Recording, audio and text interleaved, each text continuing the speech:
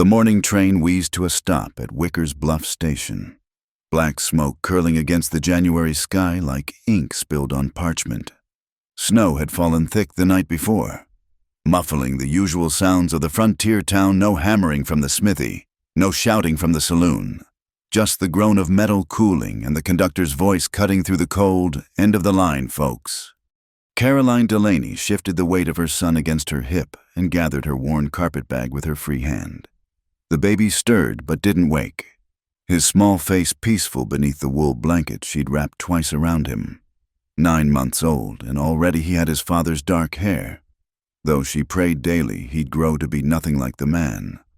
She was the last to step down from the car, her black dress catching on the metal step.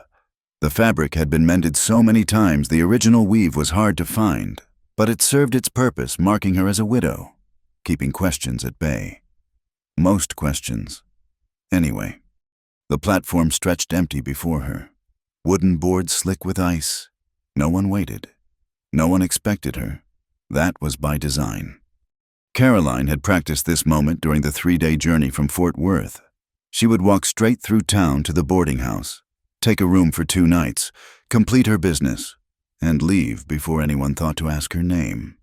The letter in her coat pocket of her late husband's final words felt heavier than the child in her arms. But Wicker's Bluff wasn't built for invisibility. Main Street ran like a scar through its heart, every building facing inward like gossiping neighbors. The moment her boots touched the platform, she felt the weight of watching eyes from frost-covered windows. "Ma'am." The voice came from her left, where the saloon's wooden awning created a pocket of shadow. A man stood there, one shoulder propped against a post, watching her with the kind of stillness that belonged to men who'd learned not to startle easily. Dark coat over faded denims, hat pulled low but not enough to hide weathered features, and eyes the color of winter creek water. Caroline didn't acknowledge him. She'd learned that lesson early in her marriage: never give a stranger an opening, especially not a man who looked like he knew his way around trouble. She made it 3 steps before he spoke again. "Snow's picked up since dawn. Boarding house closed up 2 days back. Mrs. Henderson took ill." Caroline stopped. The baby made a small sound, and she bounced him gently, buying time to think. No boarding house meant no plan. No plan meant standing here in the cold while the whole town cataloged her presence. "There's the hotel," she said without turning. "Hotel don't take women traveling alone. Not since—" He paused, and she heard him shift his weight. Not for a while now. The wind picked up, driving ice crystals against her face. The baby began to fuss in earnest, hungry and cold. Caroline closed her eyes briefly, then turned. The man had moved into better light. She could see him clearly now, tall, lean in the way of men who worked with their hands. Maybe 35 years by the lines around his eyes. Something in his face made her breath catch. Not recognition exactly, but a feeling like standing at the edge of a familiar dream. "Elijah Crow," he said, touching his hat brim. "I run the livery stable. Got a small place out back of Turner's Ranch. It's not much, but it's warm and it's quiet. You and the young one could rest there till you sort things out." Caroline's hand tightened on her carpetbag. "I don't know you, Mr. Crow." "No, ma'am, you don't." He looked past her toward the empty platform, then back. "But I knew your husband. Jesse Delaney was a complicated man, but he saved my life once. Figure the least I can do is offer his widow a warm meal and a safe place to rest." The words hit her like cold water. She'd been so careful, choosing a town 3 territories away, telling no one her destination. "How did you—" "Telegraph came through 2 weeks back about what happened in Fort Worth. Description matched when I saw you step off that train." His voice carried no judgment, just quiet fact. "I'm sorry for your loss." Caroline wanted to laugh at that "sorry for your loss," as if Jesse's death was something to mourn rather than survive. But the baby was crying now, sharp wails that echoed off the empty buildings, and she had nowhere else to go. "Just for tonight," she said. Elijah nodded and moved to take her bag. She pulled back instinctively. I can manage. I expect you can. But he waited, hand extended, until practicality won over pride and she let him take it. They walked in silence through the town, her struggling to keep pace while managing the baby. Eyes tracked them from windows and doorways, the minister's wife peering through lace curtains, two old men outside the general store stopping their checker game to stare. By noon, everyone would know Elijah Crow had taken in a woman. His wagon waited at the livery, a sturdy thing that had seen better decades. He helped her up carefully, his hands steady but impersonal, then climbed up to take the reins. The horses knew the way without much guidance, leaving him free to glance at her sideways. Boy got a name. Samuel. It came out sharper than intended. After my father. Good name. Biblical. They passed the last building and headed into open country. Snow-covered fields stretched toward distant mountains, broken only by fence lines and the occasional barn. The road wound through a stand of cottonwoods, their bare branches clicking like bones in the wind. Your husband, Elijah said eventually. Mentioned he had family up north. Wondered why you didn't. His family wanted nothing to do with him, less to do with me. Caroline pulled the blanket tighter around Samuel. Mr. Crow, I appreciate your kindness, but I didn't come here to talk about Jesse. Fair enough. The house appeared around a bend small, built of logs and honest work, smoke rising from a stone chimney. A barn sat to one side, a few horses visible in the paddock. Everything spoke of careful maintenance. A man who took pride in what little he had. Inside was warmer than she'd expected. One main room with a kitchen area, a bedroom door visible beyond. Simple furniture, mostly handmade, but clean. And on the mantel, trying not to be noticed, a woman's photograph in a silver frame, dried flowers beside it. Elijah followed her gaze. My wife, Mary. Fever took her last spring. I'm sorry. He shrugged, setting her bag by the door. Coffee's warm if you want it. Got some stew from yesterday that's still good. You can take the bedroom, I'll bed down out here. I can't put you out of your own... Ma'am? He turned, and she saw something in his face that stopped her protest. I haven't slept in that room since Mary passed. Be good to know someone's getting use of it. Caroline looked down at Samuel, who had quieted in the warmth, the letter in her pocket pressed against her ribs. Jesse's final words waiting to be delivered. She'd come here to settle a debt, to pass on what Jesse had insisted needed passing on. She hadn't expected kindness. Thank you, she said quietly. Elijah nodded and moved to the stove, giving her space to settle in. As she unpacked the few things Samuel would need, she heard him moving about with the particular care of a man used to being alone, trying not to disturb. Outside, snow began falling again, erasing their tracks from town. By morning, it would be as if their journey here had never happened. Caroline found herself oddly comforted by that thought, this small erasure, this chance to exist for a few hours without history following behind. She would tell him tomorrow about the letter, about why she'd really come. Tonight, she would let herself be just a tired woman with a baby, grateful for warmth and the quiet company of a man who understood what it meant to carry grief like a second shadow. The morning came quiet, with that peculiar hush that follows heavy snowfall.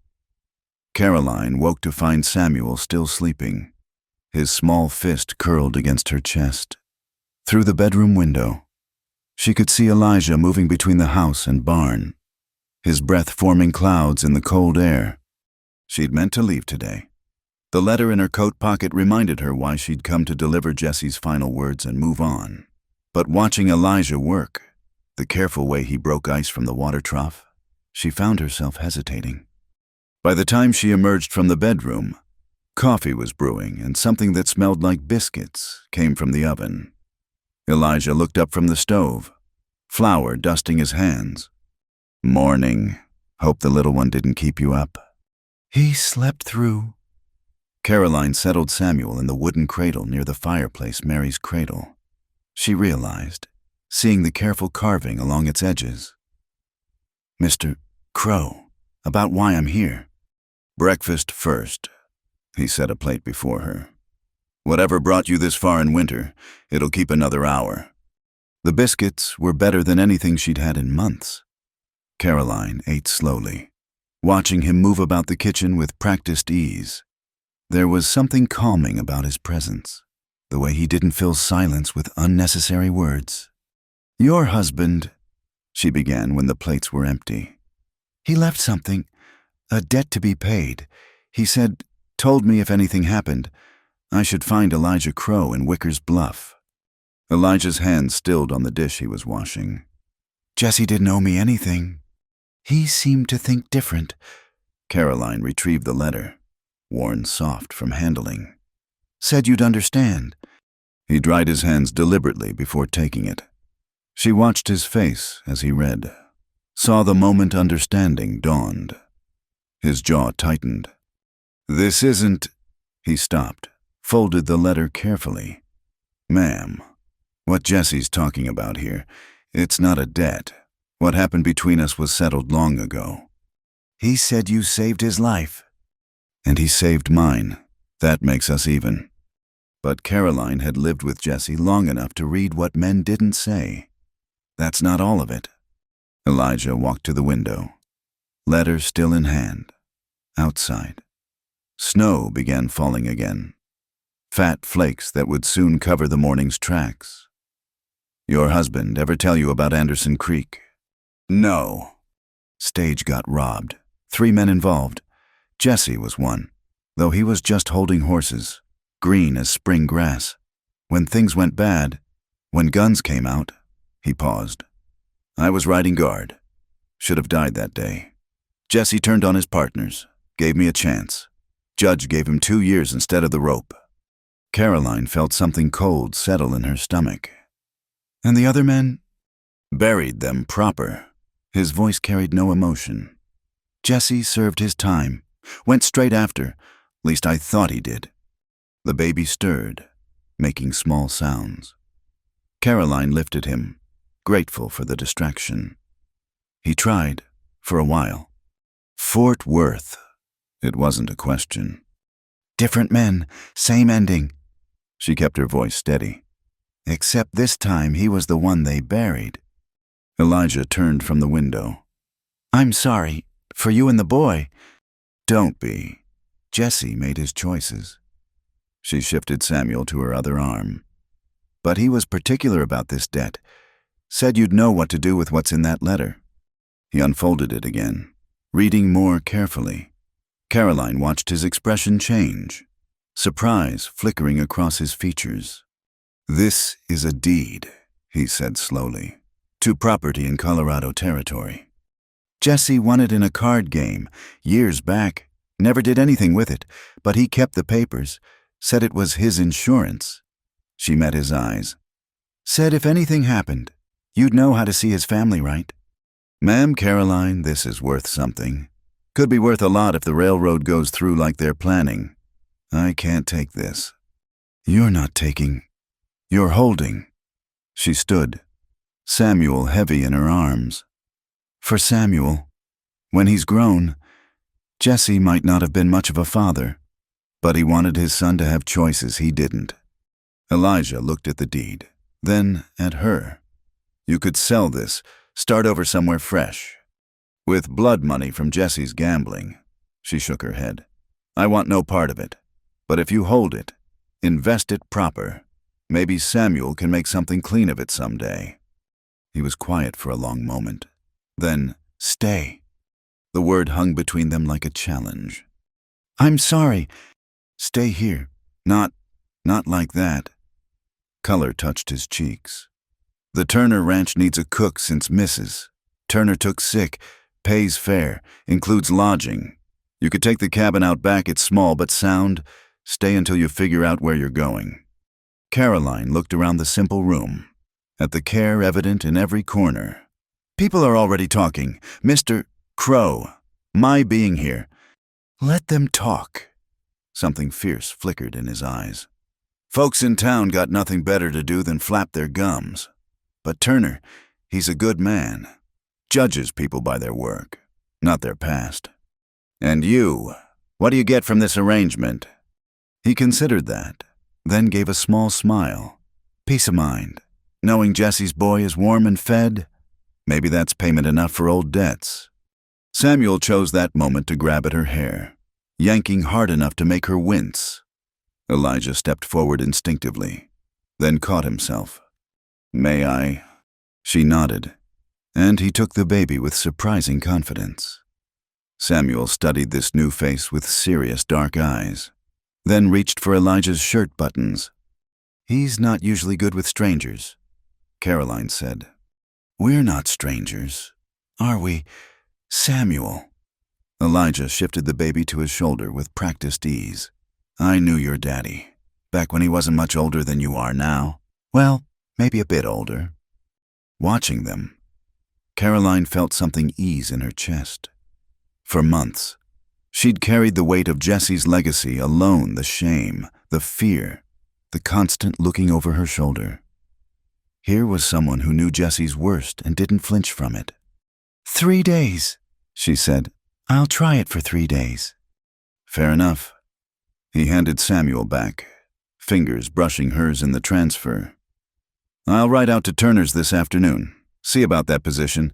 Cabin needs some fixing up, but between us we can make it livable. Mr. Crow Elijah. The name felt strange on her tongue. Why are you doing this? He went back to the dishes, shoulders set in a line she was beginning to recognize as his thinking posture. Mary and I, we wanted children. Never were blessed that way. This house. He gestured at the empty spaces.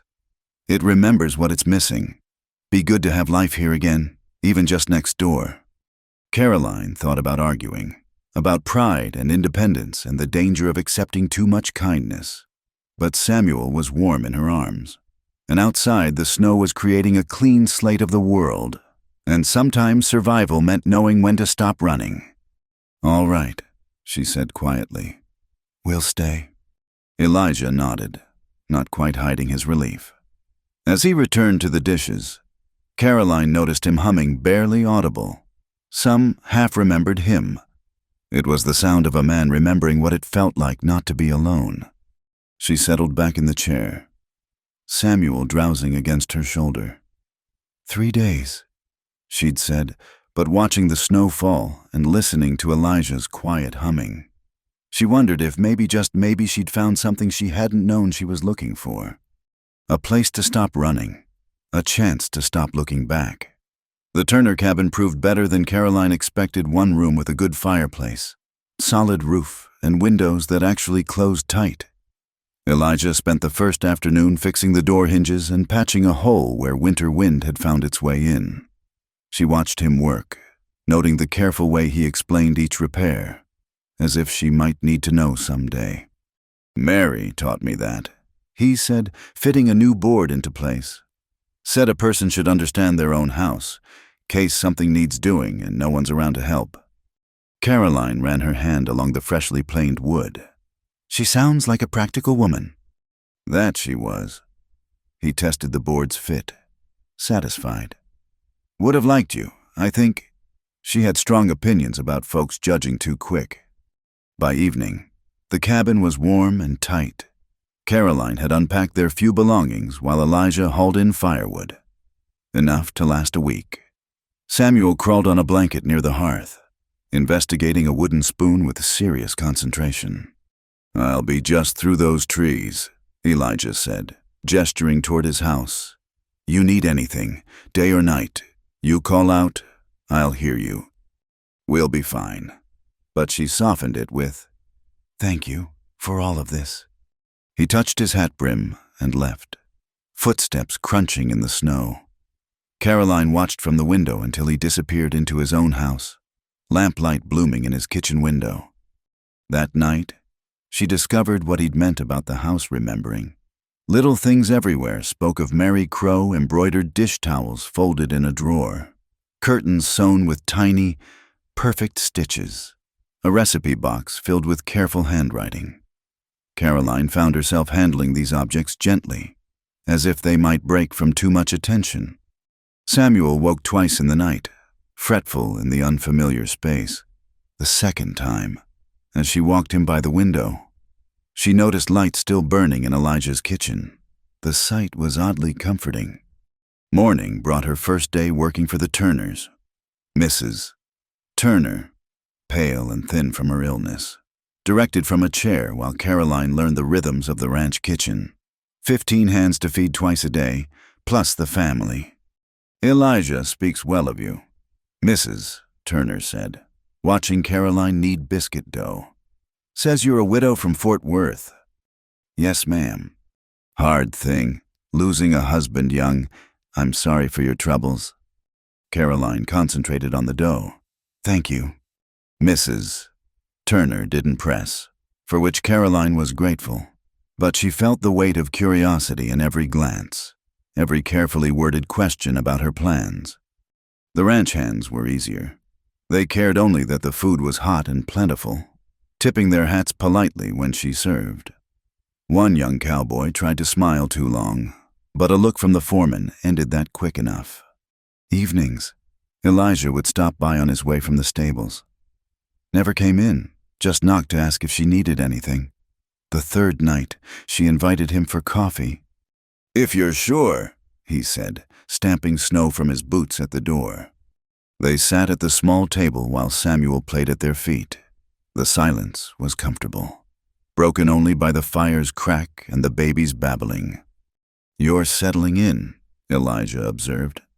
The work's good, familiar. She poured more coffee. Mrs. Turner asked about my plans today. What did you tell her? Nothing. I don't have plans beyond tomorrow's bread. He turned his cup in his hands. Nothing wrong with that. Sometimes tomorrow's bread is plan enough. She studied him in the lamplight, this quiet man who'd opened his home to strangers. Can I ask you something? He nodded. Why didn't you remarry town this size? Rancher with steady work, you must have had opportunities. Had a few ladies make their interest known, he admitted. But Mary, he paused, choosing words. She wasn't someone you replace. You learn to live with the empty space, but you don't try to fill it with something that don't fit. Caroline understood that. Jessie had left spaces too, though different ones, spaces shaped like fear and anger rather than love. I should tell you, she said quietly. About Jessie, about Fort Worth. Don't need to. Maybe I need to. She took a breath. He robbed a bank, not even a big theft, but the guard drew on him. Jessie shot back. The guard lived, but barely. They hanged Jessie a week later. Elijah absorbed this without expression. You know before he did it? No. Came home with blood on his shirt and law on his heels. She looked at Samuel, who had pulled himself up on Elijah's boot. I thought about leaving him. Had one foot out the door. Then I found out about the baby. So you stayed? What else could I do? Let my child grow up without even a father's name? She laughed bitterly. Lot of good that name does him now. Elijah reached down, steadying Samuel as he wobbled. Name's just letters. What matters is who teaches him to be a man. And who's going to do that his mother, the outlaw's widow? You're doing fine so far. She shook her head. You don't understand. Everywhere we go, people will know. They'll whisper. They'll point. He'll grow up carrying someone else's sins. Maybe. Elijah lifted Samuel onto his knee, the baby grabbing happily at his shirt buttons. Or maybe he'll grow up knowing his mother was strong enough to start over, to choose better. Caroline watched them together, man and baby studying each other with equal seriousness. Something in her chest twisted not pain exactly, but an ache for what could have been. You make it sound simple. Not simple, just possible. He handed Samuel back as the baby began to fuss for his mother. That's all any of us get, really, the possible. After he left, Caroline sat by the window, watching his shadow move in the lit kitchen across the way. She thought about spaces, the ones left by loss, the ones we carry, the ones we maybe, possibly, might find ways to reshape. Samuel fell asleep in her arms, heavy with trust. Outside, snow continued to fall, covering the ranch in clean white silence, and in the kitchen of the house through the trees, a lamp burned steady against the dark, keeping watch through the night. The storm arrived on a Tuesday, sweeping down from the mountains with the kind of fury that made grown men check their roof beams and pray. Caroline watched it build throughout the morning, dark clouds piling up like a wall of judgment against the horizon. "Going to be a big one, Mrs." Turner said from her chair, color draining from her already pale face. "Better send word to town, make sure everyone's stocked up." By noon, the wind was howling like something alive and angry. Caroline helped the ranch hands secure everything that might blow away. Samuel bundled against her chest in a heavy shawl. Elijah appeared through the swirling snow, leading his horses to the barn. "You should get inside," he called over the wind. "This is fixing to get worse." She was halfway to the cabin when she saw him, Mr. Holbrook, from the general store. His wagon tilted into the ditch where the road turned. His wife sat hunched on the seat, clutching their young daughter. Without thinking, Caroline ran to help. Together with Elijah, they got the family to her cabin, Mrs. Holbrook shaking with cold and fear. "Thank you, Mr." Holbrook said stiffly once his family was settled by the fire. His eyes kept sliding away from Caroline's face. "We'll move on once the storm passes." "Don't be foolish, Arthur," his wife said. "We're grateful for the shelter. Mrs." She paused, realizing she didn't know Caroline's name. "Delaney," Caroline supplied, chin lifted. She saw the recognition bloom in their faces. "Mrs." Holbrook's hand moved instinctively to her daughter, drawing her closer. "I see," Mr. Holbrook said. His tone had shifted, cooling faster than the temperature outside. "We appreciate the shelter, but perhaps nothing." Elijah interrupted from the doorway. "Storm like this doesn't care about anyone's past. You'll stay put until it's safe." An uncomfortable silence settled over the cabin. Caroline busied herself making coffee and warming soup, aware of the Holbrooks' eyes following her every movement. Their daughter, maybe 6 years old, watched with open curiosity. "Are you the lady living in sin?" the child asked suddenly. "Margaret, Mrs." Holbrook gasped. "That's what Mrs. Patterson said at the store. Said there's a scarlet woman living with Mr. Crow." Caroline's hand stilled on the pot handle. Elijah stepped forward, but she caught his eye, shook her head slightly. "I work for the Turners," she said calmly to the child. "This is their cabin. Mr. Crow helped me fix it up so my baby and I would have a warm place to stay." Margaret considered this. "Oh, Mrs. Patterson must have been confused." "People often are," Caroline agreed, serving soup with steady hands. The storm raged through the night. The Holbrooks huddled on one side of the cabin, Caroline and Samuel on the other, while Elijah kept watch by the door. Around midnight, the wind shifted, driving snow through gaps they hadn't known existed. "We need to move to my place," Elijah decided. "Better built for weather like this." "Mr." Holbrook started to protest, but his wife's sharp elbows silenced him. They made the trek through the storm, Elijah leading with a rope tied between buildings, Caroline carrying Samuel while helping Mrs. Holbrook, who was struggling in the deep snow. Elijah's house felt like a fortress after the cabin. Solid walls, tight windows, a fireplace that drew properly. He got everyone settled, then disappeared into what had been Mary's sewing room, returning with quilts and pillows.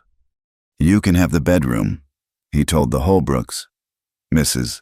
Delaney, you and Samuel take the sewing room. I'll stay out here." "This is highly irregular," Mr. Holbrook muttered. "So is freezing to death," his wife snapped. "Thank you, Mr. Crow. We're grateful."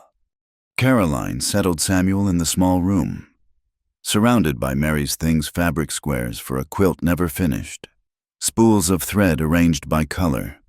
a pincushion shaped like a strawberry. Through the thin door, she could hear the Holbrooks whispering.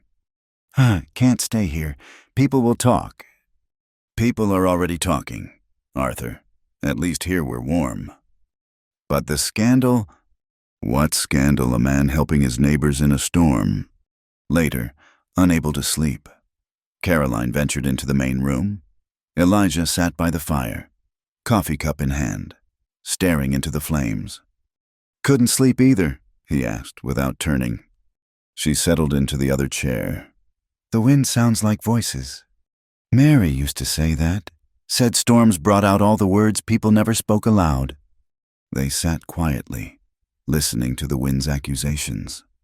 Finally, Caroline said, I should leave. When the storm passes, this is only bringing you trouble. You think I care what Art Holbrook thinks or misses? Patterson with her poisonous tongue. You should care. This is your home, your reputation. My reputation. He turned to look at her then, firelight catching the planes of his face. You want to know my reputation? I'm the man who let his wife die. Couldn't save her from the fever. Couldn't even ease her passing. That's what they whisper when they think I can't hear. Caroline drew in a breath. That's not... Fair, true, doesn't matter. People believe what comforts them. He turned back to the fire. If you run every time folks whisper, you'll never get to live. You'll just exist, one foot always ready to bolt. Speaking from experience. Maybe. He set down his cup. After Mary died, I thought about leaving, starting fresh somewhere. But this is where we built our life, where she's buried. Leaving felt like agreeing with them, like admitting I'd failed her. Caroline pulled her shawl tighter. So you stayed? I stayed, and slowly, day by day, I built something. Not a new life exactly, but a continuation. A way forward that honors what was while making space for what might be. And what might be? Elijah Crow. He was quiet so long she thought he wouldn't answer. Then, don't rightly know, but for the first time in a year, I'm curious to find out. A log shifted in the fireplace, sending sparks up the chimney. From the sewing room came Samuel's sleep sounds, soft breathing that seemed to push back against the storm's fury. You sleep peaceful as sunrise, Elijah said suddenly, so quiet she almost missed it. You and the boy both. Even with all your carrying, you find peace in sleep, and it's killing me. Caroline felt her heart skip. What? He shook his head, color rising in his cheeks. Nothing. Just something Mary used to say about how sleep shows who we really are, underneath everything else.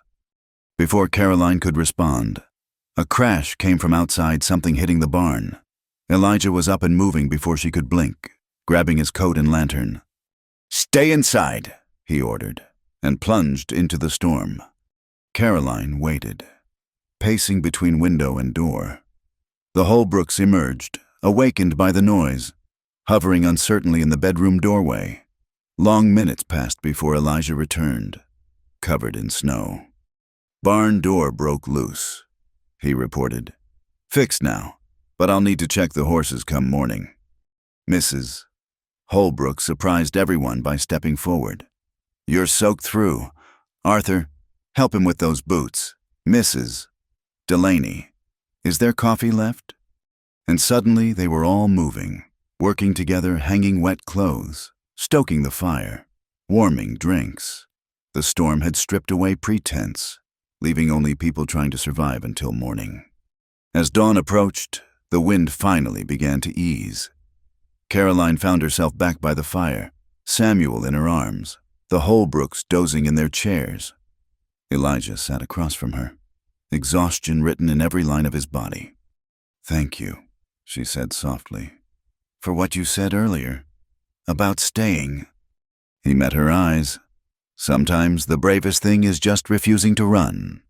Outside, the storm was dying, leaving behind a world transformed by snow. But inside, warmed by fire and unexpected fellowship, Caroline felt something else transforming too. Not her heart that was too scarred yet for such things, But maybe, possibly, her hope. The courage to stay, to face whispers with raised chin, to build continuation from broken pieces, to stop running and start living. One sunrise at a time. The fever came on sudden, like a thief in the night. One moment Samuel was playing with wooden blocks Elijah had carved. The next, he was burning hot in Caroline's arms, whimpering in a way that sent ice through her veins. "It's just a cold," she told herself, bathing his forehead with cool water. Children get colds. But by evening, his breathing had turned raspy, labored. The little chest rose and fell too quick, too shallow.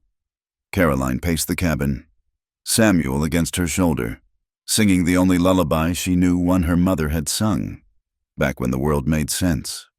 Elijah knocked at his usual time, took one look at her face, and stepped inside without invitation. "How long?" "Since noon, maybe before. I thought—" Her voice cracked. "I thought it was just tiredness." He crossed to them in 2 strides, laying a gentle hand on Samuel's forehead. The baby didn't stir, lost in fevered sleep. "We need Doc Morrison. Will he come?" The question held more than she meant it to. Would the doctor come for the outlaw's widow, the woman living in scandal? "He'll come if I fetch him." Elijah was already reaching for his coat. "Keep him cool, but not cold. Drops of water if he'll take it. I'll be back quick as I can." He disappeared into the darkness. Caroline sank into the chair by the fire, Samuel a burning weight in her arms. Time stretched like molasses, each ragged breath from her son marking seconds that felt like hours. "Please," she whispered to whatever might be listening. "Not him. Take anything else, but not him." The door burst open near midnight, not Elijah but Mrs. Turner, wrapped in shawls and determination. "Heard Elijah's horse go tearing past," she said, already moving to check Samuel. "Figured you might need another woman's hands." Together they worked, cooling cloths and spoonfuls of water, walking and rocking when Samuel woke crying. Mrs. Turner brewed some tea from herbs she'd brought, got a few drops between the baby's lips. "My youngest had the fever once," she said quietly. "Scared 10 years off my life, but he pulled through. Strong stock, children, stronger than we think." Another hour passed before hoofbeats announced Elijah's return, but he came alone, face grim in the lamplight. "Doc Morrison's at the Baxter place. Their boy broke his leg bad. Bone through skin. Can't leave." He saw Caroline's face crumple and quickly added, "But he gave instructions, sent medicines."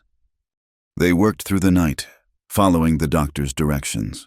Willow bark tea for the fever, steam for the breathing, constant cooling cloths. Elijah never left, spelling Caroline when her arms shook from exhaustion, walking Samuel when the baby fretted.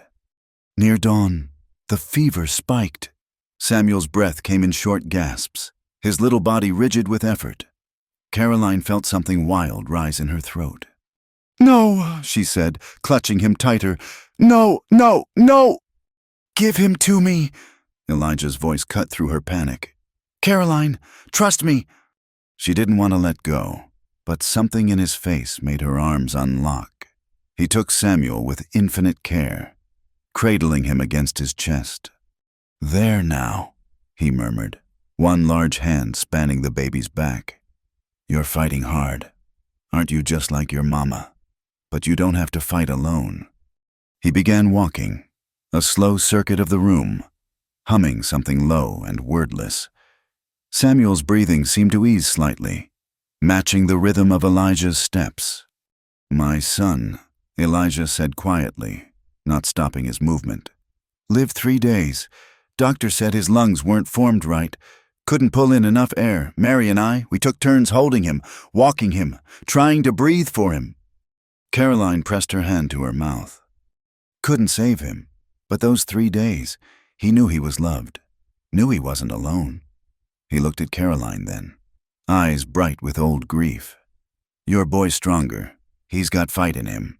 We just need to help him through." The sun rose pale and uncertain. Finding them still there, Elijah walking, Caroline and Mrs. Turner preparing medicines and cloths, and then, miracle of miracles. Samuel's breathing deepened. The terrible tension left his small body. Caroline was at Elijah's side in an instant, hand on her son's forehead. Cooler.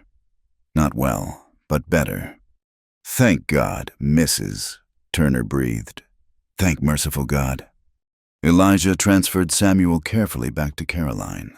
The baby stirred, eyes opening briefly to find his mother's face before sliding back into healing sleep.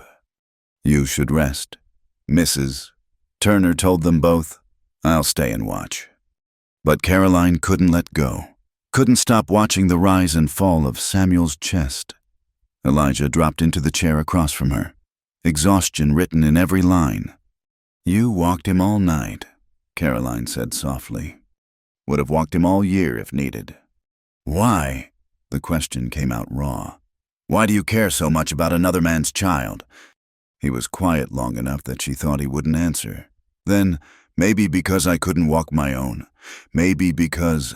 He scrubbed a hand over his face. Mary used to say love wasn't something that ran out, said the heart just got bigger to hold it all. She sounds wise. She was wiser than me. Anyway. He stood, swaying slightly. I should see to the horses. Elijah. He turned back at her call. Thank you. For everything. For... She gestured helplessly at Samuel, at the medicines, at the long night survived. No thanks needed between neighbors, he said. But they were more than neighbors now, and both knew it. The night had forged something not love, perhaps. Not yet, but a bond tested by fear and strengthened by hope. After he left, Mrs. Turner smiled knowingly. That man would walk through fire for you and the boy. We're nothing to him, just a burden Jesse left behind. Caroline Delaney. For a smart woman, you can be powerfully stupid. Mrs. Turner's voice was fond but firm. That man hasn't lived since his Mary died. Oh, he's existed, worked, gone through motions. But tonight I saw him live again. Caroline looked down at Samuel, breathing easy in natural sleep.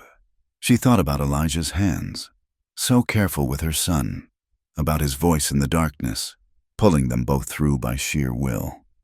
I don't know how to do this, she whispered. Do what? Hope, trust, believe that maybe. She couldn't finish. Mrs. Turner reached over, squeezed her hand. Same way you do everything else, child, one breath at a time. Outside, she could hear Elijah in the barn, talking low to the horses, normal sounds of a normal morning, made precious by the night survived. Samuel slept on. Fever broken, crisis past. One breath at a time, Caroline thought. One sunrise at a time, one small act of faith at a time, until maybe, possibly, they could build something worth staying for. Something worth living for, not just surviving. Something like home. The letter arrived on a Thursday morning, carried by a dust-covered rider who asked for Caroline Delaney by name. She was kneading bread in the Turner kitchen when he found her, and something in his weathered face made her hands still on the dough. From the territorial prison, he said, handing over the envelope. They said it was important. Caroline's fingers trembled as she took it. She recognized the handwriting Jesse's lawyer, the one who'd handled his final affairs. The rider left without waiting for reply, and she was grateful. Whatever this letter held, she didn't want witnesses. She waited until evening, until Samuel was asleep and the kitchen was hers alone. The envelope felt heavier than paper should, as if carrying the weight of all Jesse's sins. When she finally opened it, a second letter fell out, this one in Jesse's own hand, dated the night before his execution. The lawyer's note was brief. Found among his effects. Prison chaplain insisted it be delivered. There are matters within that require your attention. Jesse's letter was longer, his handwriting shakier than she remembered. Caroline, by the time you read this, I'll be gone. Good riddance. You're probably thinking, And you'd be right. But there's things need saying. Debts that go beyond money. That business in Anderson Creek, Elijah Crow, didn't tell you the whole truth. The stage we robbed was carrying Army payroll. But that's not all. There was a woman aboard, banker's wife from back east, coming to meet her husband. When the shooting started, when everything went to hell, she got caught in the crossfire. Elijah held her while she died, heard him promise to look after her little girl, make sure she got to family safe. He kept that promise, even though it meant testifying against us, making enemies of men who don't forgive. But here's what's eating at me. Caroline, that woman, died because of my bullet. Not intentional, just bad luck and worse aim. But dead all the same. Elijah knows. He's always known. And still he spoke for leniency at my trial. Said I was young and stupid rather than evil. I've never been able to forgive him that kindness. There's more. The boys I ran with after prison, they got family still carrying grudges. Heard tell some of them been asking about Elijah Crow. About debts unsettled. They find out you're with him. They'll come looking. Not for you, they got no quarrel with women and children, but for him. I should have died that day at Anderson Creek. Every breath since has been borrowed time. At least now I can stop running from that woman's ghost. Tell Elijah I'm sorry. For all of it. Tell him the debt's paid now. Best I can pay it. And Caroline, that boy deserves better than my name. Maybe he'll find it there. Jesse. Caroline read it twice, then held the pages to the lamp flame, watching Jesse's words turn to ash. But the knowledge remained, heavy as stone in her chest.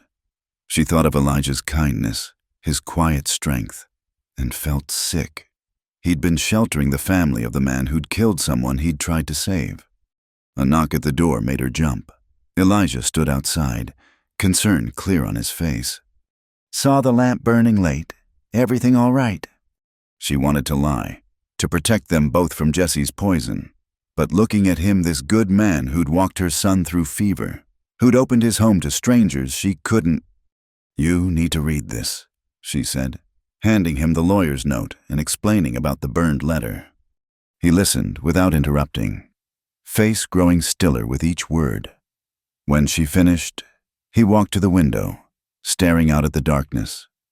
You knew, she said, about the woman. You knew Jesse killed her. Suspected. Angle of the wound. Where he was standing. He shrugged. Didn't seem important at the trial. She was dead either way. How can you say that? How can you stand to look at me, knowing... Knowing what?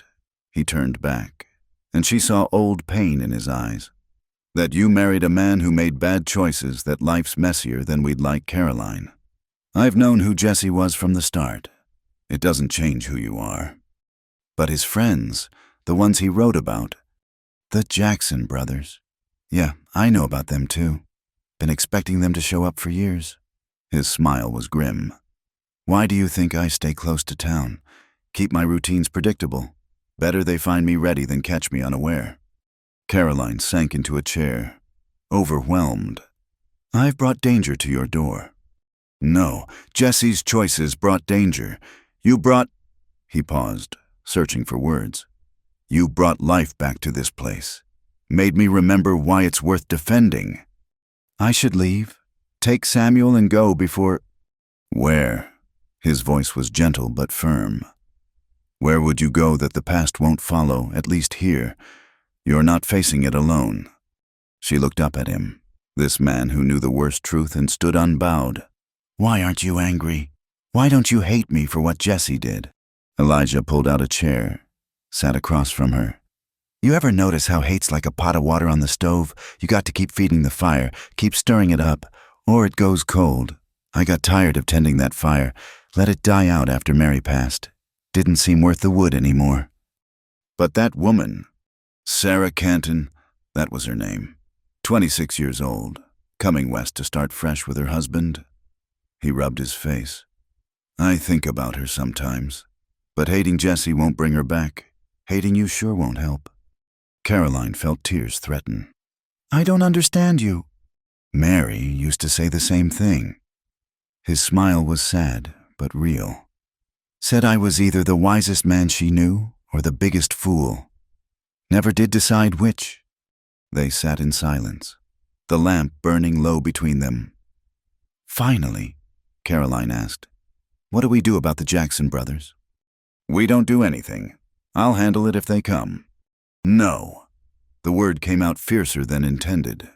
"No more handling things alone. If I'm staying, if we're neighbors, friends, whatever we are, then we face trouble together." Something shifted in his expression. "All right, together then." He stood to leave, then paused at the door. "That letter, Jesse was wrong about one thing." "What's that?" "Said the debt's paid, but there never was a debt. Not really. Just life happening, messy and painful and unfair. Can't pay back life. Can only try to live it better going forward." After he left, Caroline sat alone in the kitchen, thinking about hate and forgiveness, about debts that couldn't be paid and kindness that couldn't be earned. Outside, dawn was beginning to lighten the eastern sky, painting the world in shades of possibility. She thought about Sarah Canton, young and hopeful, dying in a stranger's arms, about Elijah making promises to the dying, about Jesse carrying guilt like a millstone until it dragged him down, about herself, caught between past and future, trying to choose which way to face. In his cradle, Samuel stirred, making soft morning sounds. Caroline went to him, lifting him into her arms. He smiled up at her, innocent of all the tangled history that had brought them here. "Your father was wrong about a lot of things," she whispered. "But he was right about one. You deserve better than his name, better than his legacy." She looked out the window toward Elijah's house, where smoke was beginning to rise from the chimney. A new day, with the new choices. The past would always be there, shadowing their steps.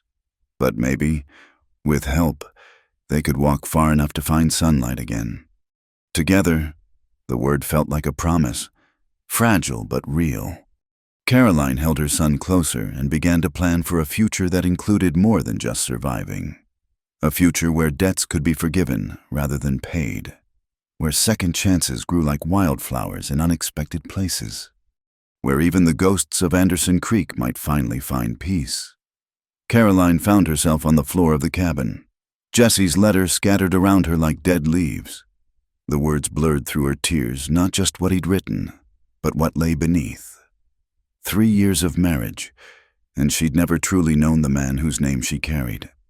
The letter spoke of debts and bullets, of a woman named Sarah Canton who died for nothing more than being in the wrong place. But between the lines, Caroline read deeper truths. Jesse had been drowning from the moment they met, and she'd been too young, too desperate for belonging, to see it. She pressed her palms against her eyes, trying to stop the memories. Their wedding day, Jesse nervous and handsome, promising to be better than his past. The first time he'd come home with blood on his clothes. The lies that had started small and grown until they swallowed everything whole. "I tried," she whispered to the empty room. "God knows I tried to save you." But you couldn't save someone who was running toward their own destruction. She saw that now, with brutal clarity. Every choice Jesse had made led to that moment in Fort Worth, to the noose that had finally stopped his running. A soft knock interrupted her spiral. She didn't answer, couldn't find the strength. But the door opened anyway. Elijah stood there with a cup of something steaming. "Figured you might need this." He set the cup on the table tea. She could smell the chamomile. "Mrs. Turner sent it over. Said it helps when the world gets too heavy." Caroline laughed, sharp and bitter. "The world try the past. Try 3 years of marriage to a man I never really knew." "You knew enough." Elijah pulled out a chair but didn't sit, waiting for permission. She nodded, and he settled across from her. "You knew he needed help. You tried to give it." "I was a fool." "You were young. There's a difference." She looked at him then. Really looked. The lamplight caught the silver in his hair, the lines carved by loss and weather. "How old were you when you married Mary?" 22. She was 19. A soft smile touched his lips. Her father said we were too young. Didn't know enough about the world. He was right, but we didn't care. Love makes you brave that way. Or stupid. Sometimes both. He pushed the tea closer to her. But that's not what's really eating at you, is it? Caroline wrapped her hands around the warm cup. I should have seen it. What he was, what he'd become. A good wife would have what changed him through sheer will. Elijah's voice was gentle but firm. Caroline, men like Jesse, they've got a darkness in them that goes bone deep. You can love them, pray for them, stand by them, but you can't lift it out of them. They have to want to change. And Jesse wanted to die. The words came out raw. He courted death like another man might court a woman, and I let him drag me and Samuel into his courtship. You protected your son. You survived. That's not letting him drag you anywhere that's fighting back the only way you could. She sipped the tea, tasting comfort and bitter truth in equal measure. I keep thinking about her. Sarah Canton. She had a whole life ahead of her. And Jesse took that. He did. And that's his sin to carry, not yours. But I carry it anyway. Every time I look at you, knowing what you did for her, what Jesse took. She set the cup down hard. Tea sloshing. How do you stand it being near me? Elijah was quiet for a long moment. Then he reached into his pocket, pulling out a small, worn photograph. He set it on the table between them, a young woman with kind eyes and a tentative smile. That's her, Sarah. Her husband gave it to me after. Said I should have it since he cleared his throat. Since I was the last person to speak with her. Caroline studied the face. So young, so full of hope. She was beautiful. She was scared. Elijah's voice dropped. Kept asking about her daughter back east, making me promise to write, to tell her she was loved. Last words she spoke were, "Tell her I wasn't afraid." Were you able to tell her daughter? I wrote. Don't know if it helped, but I wrote. He tucked the photograph away. Point is, Caroline, I've been carrying Sarah Canton a lot longer than you have.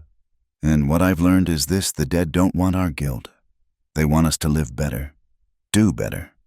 Caroline felt something crack open in her chest. I don't know how. Same way you've been doing, one day at a time, one choice at a time. He stood, moving to the window where dawn was beginning to lighten the sky. You chose to come here, to settle Jesse's debt. You chose to stay when it got hard. You choose every day to give Samuel better than what he was born to. Those aren't small things. They feel small in the face of all Jesse destroyed. Jesse destroyed plenty, but he didn't destroy you. Elijah turned back to her, backlit by growing light. You're here, you're fighting, you're building something new. That's not small, that's mighty. Caroline stood on shaking legs, crossing to stand beside him at the window. The world outside was waking up, birds beginning their morning songs, smoke rising from the Turner house chimney. Ordinary life, continuing despite all the ghosts that haunted the darkness. I've been so angry, she admitted, at Jesse, at myself, at God for letting it all happen. But mostly I'm tired. Tired of carrying all this weight alone. Then don't. Elijah's voice was soft. That's what friends are for, neighbors. Whatever we are, we help carry what's too heavy for one person. She looked up at him, this man who knew all her ugliest truths and stood beside her anyway. What are we, Elijah? He met her eyes steadily. Two people who've lost too much to be careless with what we've found. Beyond that, I reckon we're still figuring it out. It wasn't a declaration. It wasn't a promise. But it was honest. And after 3 years of lies, honesty felt like water in the desert. All right, she said quietly.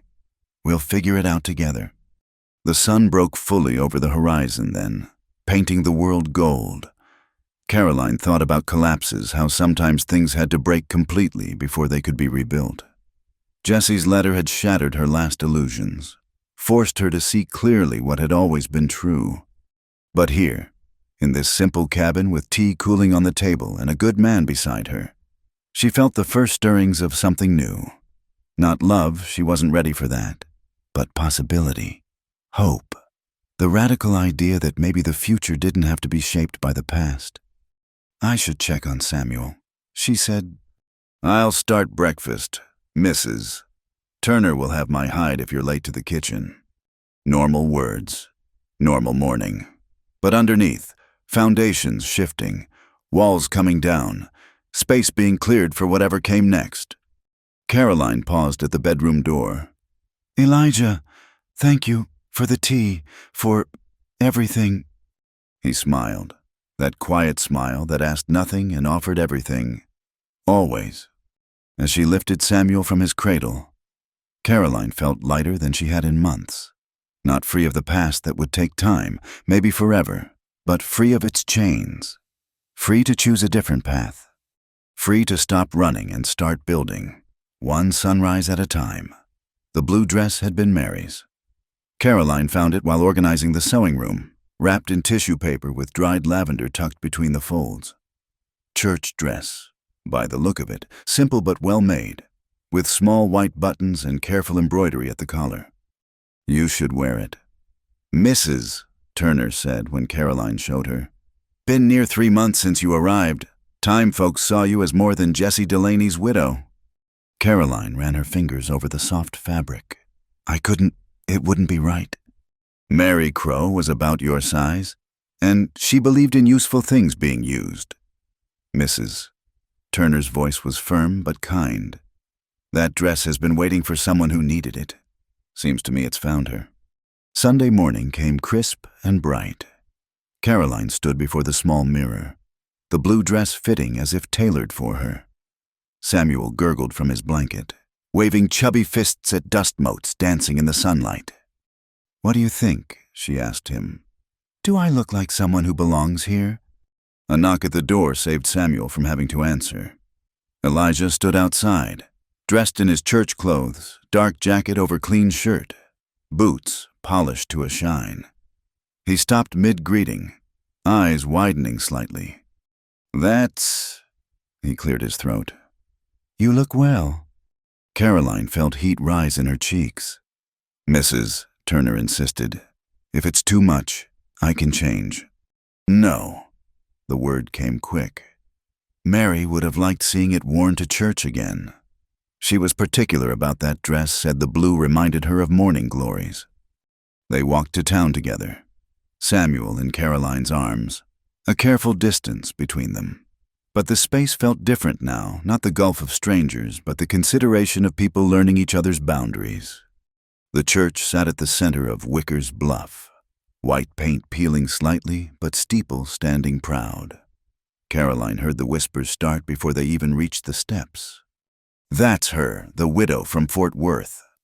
Living out at Turner's place, though she spends considerable time at the Crow House. Wearing Mary's dress, bold as brass." Elijah must have heard too, because he moved slightly closer, not quite touching, but near enough to show where he stood on the matter. "Chin up," he murmured. "You've got as much right to be here as anyone." Inside, heads turned as they entered. Caroline felt the weight of every stare, every hushed conversation. The widow Patterson's mouth pursed like she'd bitten into something sour. "Mr." Holbrook nodded stiffly, while his wife offered a small smile, remembering, perhaps, the night of the storm. They sat in Elijah's usual pew, midway back on the left. Caroline realized with a start that she was likely the first woman to sit beside him since Mary's death. The thought should have made her uncomfortable, but instead she felt a strange sense of rightness, as if puzzle pieces were slowly finding their places. Reverend Mills preached on forgiveness, convenient topic, Caroline thought wryly. She tried to focus on the words, but her attention kept drifting to the congregation's reactions. Some faces showed curiosity, others judgment, a precious few something that might have been understanding. Young Mrs. Garrett, the blacksmith's wife, caught her eye and smiled genuinely. She'd been one of the first to bring Caroline mending work, saying quality seamstressing was hard to find. Her kindness had opened doors, others following her lead. Samuel fussed halfway through the service. Caroline started to rise, ready to take him outside, but Elijah gently took the baby from her arms. He settled Samuel against his shoulder with practiced ease, one large hand patting a steady rhythm until the child quieted. The gesture didn't go unnoticed. She heard Mrs. Patterson's sharp intake of breath, saw several women lean together to whisper, but she also saw Mrs. Turner's approving nod, the banker's wife dabbing at her eyes. After the service, Caroline braced herself for the gauntlet of leaving. But Mrs. Garrett appeared at her elbow, linking arms as if they were old friends. "Walk with me," she said brightly. "I've been meaning to ask about that embroidery pattern you showed me." Others joined them, Mrs. Turner, the schoolteacher, Miss Morrison, even Mrs. Holbrook. They formed a buffer of sorts, chattering about stitching and recipes and children while guiding Caroline through the crowd. "Don't mind the old biddies, Mrs. Garrett whispered. "Some folks got nothing better to do than judge, but you're here, you're trying, and that counts for something." Outside, Elijah waited by the steps, still holding Samuel. The baby had grabbed his tie, examining it with serious concentration. The sight made Caroline's chest tight with an emotion she wasn't ready to name. "Thank you," she said when they were alone again, walking back toward the ranch. "For holding him, for everything. He's a good baby, easy to hold." Elijah transferred Samuel back to her arms, fingers brushing in the exchange. "You did well today. I wanted to run when everyone stared, when Mrs. Patterson made that face. But you didn't." "No?" She adjusted Samuel's blanket, needing something to do with her hands. "I kept thinking about what you said, about refusing to run, about staying and building something." They walked in comfortable silence until the church was well behind them. Then Elijah spoke, voice careful. "That dress, it suits you. It's beautiful. Mary had wonderful taste." "She did." He paused, seeming to wrestle with words. "Caroline, I need to say something, and I might muddle it, so bear with me." She stopped walking, turning to face him. The morning sun caught his face, showing every line, every weather-worn mark. He looked vulnerable and determined in equal measure. "I know folks are talking about you staying, about me helping, about possibilities." He met her eyes steadily. "I want you to know there's no expectations. What's between us, friendship, partnership, whatever it is, it doesn't come with conditions. You don't owe me anything for basic human decency." Caroline felt her throat tighten. "I know that. Do you? Because I see you sometimes, looking worried when I help with Samuel or bring supplies, like you're keeping a tally, figuring what it'll cost you." He removed his hat, running fingers through his hair. "Maybe that was necessary with Jessie, but it's not necessary here." "Old habits," she admitted quietly. "Everything with Jessie had a price. Kindness meant he wanted something. Gentleness meant he'd done something. I learned to be suspicious of good things." "I'm not Jessie." "No." She shifted Samuel to her hip, freeing one hand to touch Elijah's arm lightly. "You're not, and I'm learning that, slowly, maybe, but I'm learning." He covered her hand with his briefly, warm and calloused. "That's all anyone can ask." They resumed walking, but something had shifted. The careful distance between them had shrunk, not to nothing but to something more natural. Caroline found herself telling him about the women's kindness, about Mrs. Garrett's fierce protection. "She's good people." Elijah agreed. "Lost her first baby last year. Thinks she sees something of herself in you, young mother facing hard times." "I didn't know. Folks don't always wear their sorrows on their sleeves. But shared pain has a way of building bridges, if we let it." As they neared the ranch, Caroline made a decision. "Next Sunday," she said. "I'd like to go to church again, If you don't mind the company." Elijah's smile was answer enough. "I'd be honored." That evening, Caroline hung the blue dress carefully in the wardrobe, lavender scent still clinging to its folds. She thought about Mary Crow, who'd believed in useful things being used, about bridges built from shared sorrow, about the strange alchemy that could transform a dead woman's dress into a living woman's new beginning. Samuel slept peacefully in his cradle, full from supper and tired from the day's adventures. Through the window, she could see lamplight in Elijah's house, steady as a lighthouse beam. Tomorrow would bring more whispers, more challenges. The widow Patterson would find new reasons to purse her lips, but it would also bring Mrs. Garrett's smile, Mrs. Turner's steady support, and Elijah's quiet strength. Caroline touched the blue dress once more, feeling past and present weave together like threads in a tapestry. She was still Jesse's widow, would always carry that history, but maybe, possibly, she was becoming something else too.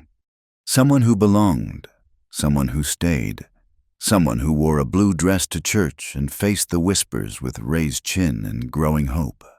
Someone building a future one Sunday at a time. The riders came at dusk, 3 shadows against the dying light.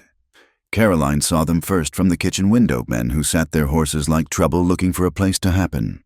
Her hands stilled on the dish she was drying, old fear crawling up her spine. "Elijah?" she called softly, though he was in the barn. Somehow he heard, appearing in the doorway with studied casualness that didn't fool her. "I see them," he said quietly. "Take Samuel and get inside the house. Lock the door." "No." The word surprised them both. "These are Jesse's people. Aren't they the Jackson brothers he wrote about?" Elijah's jaw tightened. "Most likely." "Then I stay. This trouble touches us both." He looked like he wanted to argue, but the riders were closer now. She could make out details: worn leather, trail dust, faces that had forgotten how to smile. The one in front had Jesse's way of sitting a horse, all coiled tension and barely contained violence. "Elijah Crow," the lead rider called, stopping just outside comfortable talking distance. "Been a long time." "Wade." Elijah stepped forward, positioning himself between Caroline and the men. "Heard you were down Mexico way." Came back when we heard about Jesse." Wade Jackson's eyes found Caroline, lingering with an intensity that made her skin crawl. "This his woman." "This is Mrs. Delaney. She works for the Turners." "Works for the Turners," Wade repeated, mockery dripping from the words. "That what they're calling it these days?" The brother to Wade's left, younger, meaner around the eyes, shifted in his saddle. "Jesse said in his last letter that his wife would be with you. Said you'd promised to look after them." "I keep my promises," Elijah said evenly. "Question is, what do you want here?" Wade leaned forward, leather creaking. "Justice. Jesse died for that business in Fort Worth, but everyone knows he wasn't alone. Man needs partners for a job like that." Caroline's breath caught. They thought. "Jesse worked alone in Fort Worth," Elijah said firmly. "Whatever he told you different was just talk." "Maybe, maybe not." Wade's smile was all teeth, no warmth. "But here's the thing. Crow, Jesse owed us big from a job that went bad, left us holding nothing but dust and wanted posters. We figure his widow might help settle that debt." "How much?" Caroline surprised herself by speaking. "How much did he owe you?" The youngest brother laughed, ugly sound in the gathering dark. $500, plus interest for the months we spent running." It might as well have been 5,000. Caroline felt the weight of their attention, 3 sets of eyes calculating her worth. In the house, Samuel began to cry, and she saw Wade's expression shift. "Got a baby in there," he observed. "Jesse's boy." "Leave the child out of this," Elijah warned, steel entering his voice. "Just making conversation." Wade dismounted, his brothers following suit. Here's what I'm thinking. The widow can't pay cash, but she's young. Pretty enough. Could work off the debt in other ways. Caroline's hand found the kitchen knife on her belt, the one she used for preparing vegetables. Such a small thing against 3 armed men, but holding it made her feel less helpless. "Over my dead body," Elijah said quietly. Wade's grin widened. "That can be arranged too. You killed Tom Morrison at Anderson Creek. Been carrying that marker for years, wondering when to collect." Tom Morrison drew first. Everyone saw it. Everyone who testified at trial, sure, but his gun was still in its holster when we found him. Makes a man wonder what really happened that day. The air grew thick with violence waiting to happen. Caroline could feel it building like a thunderstorm. That moment before lightning strikes when everything goes still. Then Samuel's cry became a wail, and maternal instinct overrode fear. She started toward the house, but the youngest Jackson moved to block her path. "Now, where you going? Pretty widow." What happened next came too fast to follow properly. Elijah moved, fluid as water, and suddenly the younger Jackson was on the ground, gasping. Wade went for his gun, but stopped when he found himself looking down the barrel of Elijah's pistol. When had he drawn it? "Here's what's going to happen," Elijah said, voice deadly calm. "Mrs. Delaney is going to tend to her child. You boys are going to get back on your horses and ride out, and this debt you're talking about dies here tonight." "You can't take all 3 of us," Wade said, but uncertainty had crept into his tone. "Maybe not, but I'll take you first. Wade, guaranteed. Your brothers might get me after, but you'll be too dead to enjoy it." Caroline edged toward the house, knife still in hand.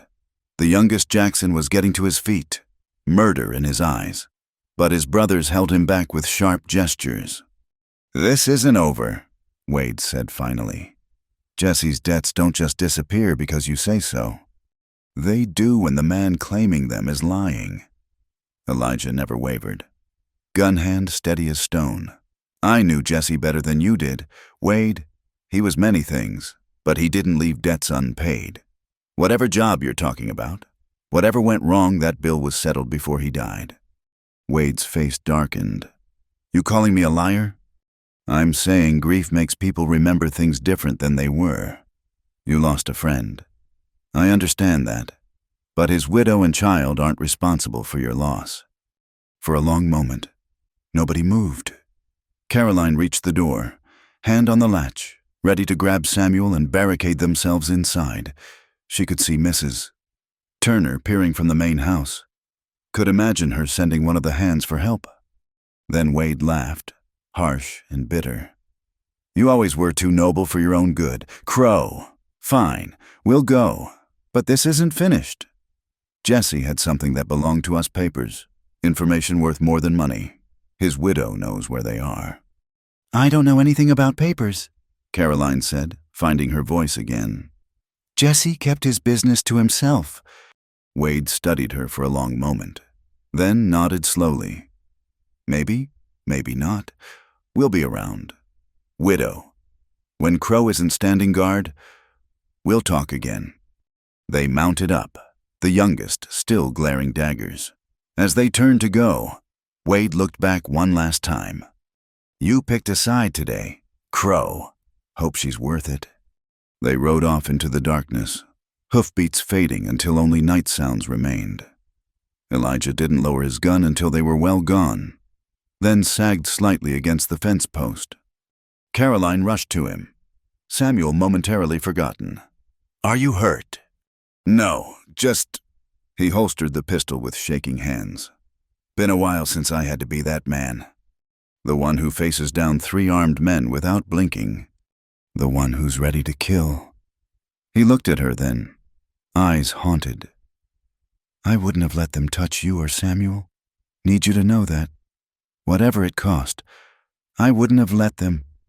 She touched his arm, feeling the tension vibrating through him.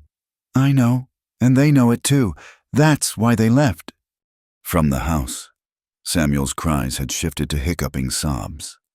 Caroline glanced toward the sound, torn between competing needs. "Go," Elijah said. I'll keep watch. Come inside, please. You shouldn't be alone after... I'm fine. You're not? She tightened her grip on his arm. And neither am I. We just faced down Jesse's past together.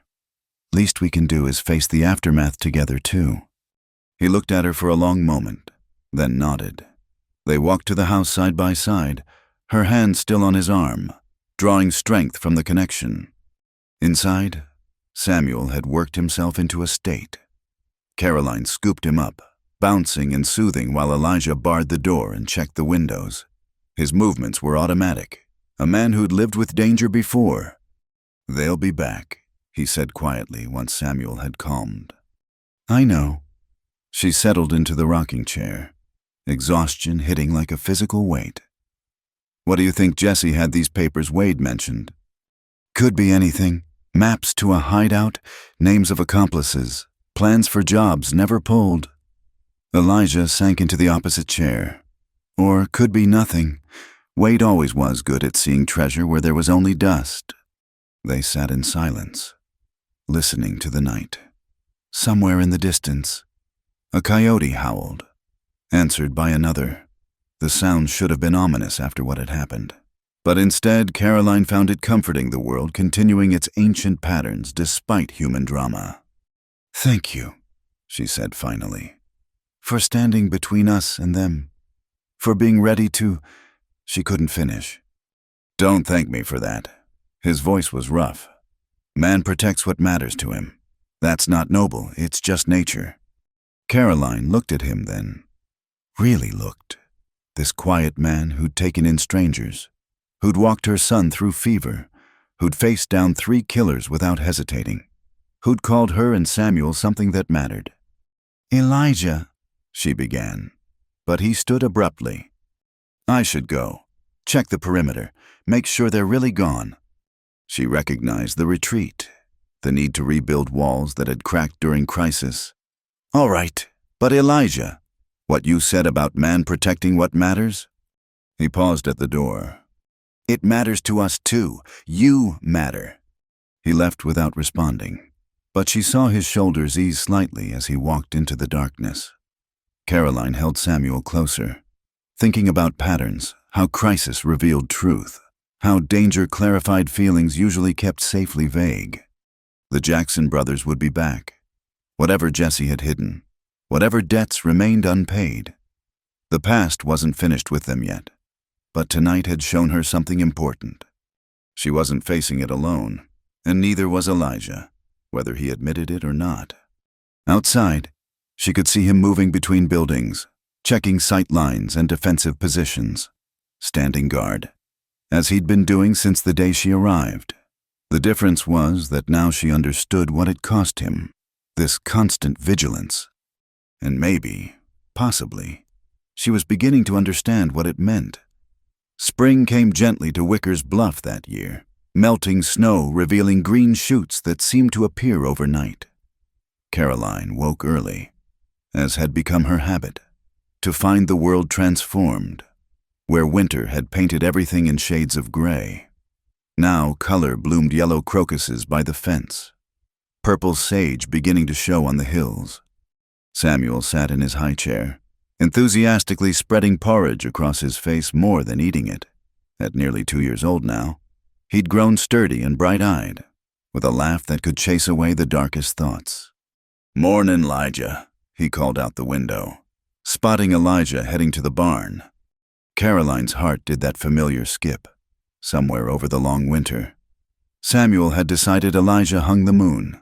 The feeling, she knew, was entirely mutual. "Morning to you too, little man," Elijah called back, detouring to the window. "You helping your mama with breakfast?" "Helpin'," Samuel agreed, flinging a handful of porridge with enthusiasm. Caroline caught Elijah's eye, saw the warmth there that had grown steadier over the months since the Jackson brothers' visit. They'd never returned, though Wade had sent word through mutual acquaintances that the debt was considered settled Jesse's papers, whatever they were, apparently lost with him. "Service starts in an hour," Elijah reminded her. "Want me to hitch up the wagon?" Please. She wiped Samuel's face, a futile effort while he still had the bowl. We'll be ready. It had become their routine Sunday services together, no longer causing whispers but accepted as natural as sunrise. Even the widow Patterson had given up her disapproving looks, especially after Caroline had nursed her through a bout of influenza in February. The church was fuller than usual, families emerging from winter hibernation. Caroline wore the blue dress again. It had become her Sunday tradition, a way of honoring both past and present. Samuel squirmed on her lap until Elijah produced a small carved horse from his pocket, occupying tiny hands. Reverend Mills announced the spring social for the following Saturday, and Caroline felt the familiar flutter of nerves. Social events still challenged her, the weight of her history never quite lifting. But Mrs. Garrett caught her eye, mouthing, "We'll go together," and the anxiety eased. After service, as folks gathered to discuss planting and weather, Mr. Turner approached Elijah with unusual formality. "Crow, might I have a word you two, Mrs. Delaney?" They followed him to a quiet corner. Samuel balanced on Caroline's hip. "I'll come straight to it," Turner said. "I'm getting too old for this much land. Been thinking of selling off the eastern parcel, the one with that cabin you've been living in. Caroline, figured I should give you first option to buy." Caroline's breath caught. Mr. Turner, I don't have the money for land." "That's where I come in," Elijah said quietly. She turned to stare at him, saw the nervousness he was trying to hide. "If you're willing, we could go in together. Joint ownership. The land's worth more than I have alone. But together." "Elijah Crow, are you proposing a business arrangement?" Turner asked with barely hidden amusement. Color rose in Elijah's cheeks. "I'm proposing a partnership. The land connects our properties, makes sense to combine operations, and..." He met Caroline's eyes. "I'm tired of pretending we're just neighbors." Caroline felt the world tilt slightly. Around them, church folks continued their conversations, unaware that her entire future was reshaping itself in this quiet corner. "What exactly are you saying?" she asked softly. Elijah took a breath, squaring his shoulders like a man facing battle. "I'm saying that you and Samuel have become essential to my days, to my life. I'm saying that if you're willing, I'd like to court you proper, and maybe, in time, we could build something more than friendship." "'Bout time," Turner muttered, earning a sharp look from both of them. "What whole town's been waiting for you two to figure it out?" Samuel chose that moment to reach for Elijah, small arms stretching insistently. Elijah took him automatically, and Caroline saw it again, that rightness, that sense of pieces fitting together. "You know what I am," she said quietly. "What I carry, Jesse's shadow." "Jesse's gone," Elijah interrupted gently. "Been gone longer than he was ever here. Question is whether you're ready to let him stay buried." She thought of the months since the Jackson brothers, how the fear had gradually faded, how she'd stopped looking over her shoulder, stopped jumping at unexpected sounds, how somewhere between shared dinners and Sunday services, between Samuel's first steps and winter storms weathered together, she'd begun to imagine a future that wasn't shaped by the past. "The town loves you." "Mrs." Garrett interrupted, appearing at Caroline's elbow with typical timing. "Sorry for eavesdropping, but honestly, you two are worse than watching paint dry. Caroline, half the town's been taking bets on when Elijah would finally speak up." "Margaret," Elijah groaned. "Oh, hush. Someone needs to talk sense." She turned to Caroline, expression softening. "Honey, you've paid for Jesse's sins 10 times over. You've proven yourself with hard work and kindness. Only person still holding you accountable for his choices is you." Caroline looked around the churchyard, seeing it with new eyes. Mrs. Turner chatting with the minister's wife, both sending encouraging glances her way. The Holbrook family, who'd become regular visitors after that storm. Young mothers who brought her their mending and stayed for coffee and gossip. a community, a place where she belonged not as Jesse's widow, but as herself. Yes, She said quietly, then stronger. yes, to the land, to the courting, to possibility. Elijah's smile was like sunrise after the longest night. Samuel, sensing joy without understanding its source, clapped his hands and babbled excitedly. That evening, as Caroline walked through the cabin that had been home for nearly a year, she tried to imagine it as truly hers, theirs. The thought should have terrified her another marriage, another risk, another chance for everything to go wrong. Instead, she felt peace, the kind that came not from absence of fear, but from choosing to walk forward despite it. Elijah knocked at the door, a sound as familiar as her own heartbeat. Brought the deed papers from Turner. Thought we could look them over. They sat at her small table, Samuel playing at their feet, and reviewed the documents. But Caroline found herself watching Elijah instead, the way lamplight caught silver threads in his hair, how his hands moved with careful precision, the small smile that appeared when Samuel babbled at him. You sleep peaceful as sunrise, she said suddenly. He looked up, startled. What? That night during the storm, you said that about me and Samuel, said it was killing you. She reached across the table, covering his hand with hers. Is it still? He turned his hand palm up, fingers interlacing with hers. No, now it gives me hope. Watching you both find peace here, building a life. It reminds me that broken things can heal. That maybe I've been healing too, so gradual I hardly noticed. Elijah, she squeezed his hand. I need you to know I'm not Mary. I can't replace. I'm not asking you to. His voice was firm but gentle. Mary was my past, and I'll always carry her with love. But you're my present. Caroline, you and Samuel. Maybe my future too, if you'll have me. We're both carrying ghosts, she said softly. Then we'll carry them together. They get lighter when you share the load. Samuel chose that moment to tug on Elijah's trouser leg, demanding attention.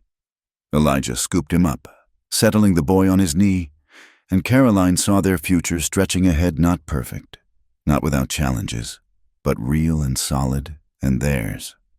I love you, she said, the words surprising her with their certainty. I didn't think I could again, didn't think I'd want to, but somewhere between that first train ride and this moment, you became home. Elijah's eyes shimmered with emotion, and you became my reason to stop just existing and start living again. Outside, spring evening painted the sky in shades of hope. Inside, a small family formed not by blood but by choice, not by perfection but by persistence, began planning their future. Caroline thought of that morning months ago when she'd stepped off the train, weighted down by secrets and sorrow. She'd come to settle a debt, to deliver last words and disappear. Instead, she'd found a place to plant roots, a community to embrace her, and a love that grew as steady and strong as the mountains surrounding Wicker's Bluff. You sleep peaceful as sunrise, Elijah murmured again, watching her rock Samuel in the lamplight. And now it fills me with gratitude, for every sunrise means another day with you both. Caroline smiled, leaning into the promise of those words. The past would always be part of her story. Jesse's shadow, a chapter that couldn't be erased, but it no longer defined her ending. Here in this simple cabin, with a good man's love and her son's laughter, she'd found something worth more than gold in any prospector's wildest dreams. She'd found tomorrow, and it was beautiful. Thank you so much for listening to this Wild West love story. I'd love to hear where you're listening from. Please share in the comments below so we can connect and discuss your thoughts about Caroline and Elijah's journey. If you enjoyed this story, please subscribe to Wild West Stories 1850 like this video, and hit the hype button to help more people discover these tales of love, redemption, and second chances in the American frontier. Your support means the world to me,